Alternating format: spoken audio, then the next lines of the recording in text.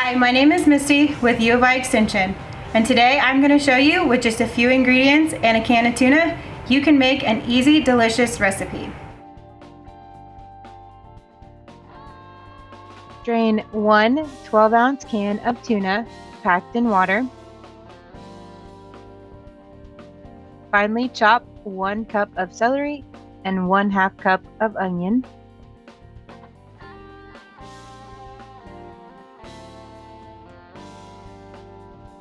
Add tuna, chopped vegetables, and 1 cup of low-sodium barbecue sauce to a pan.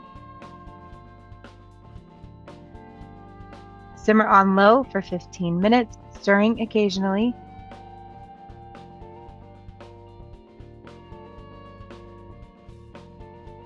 Serve over hamburger buns.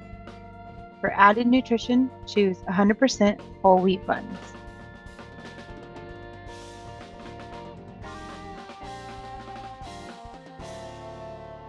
Eat, Move, Save.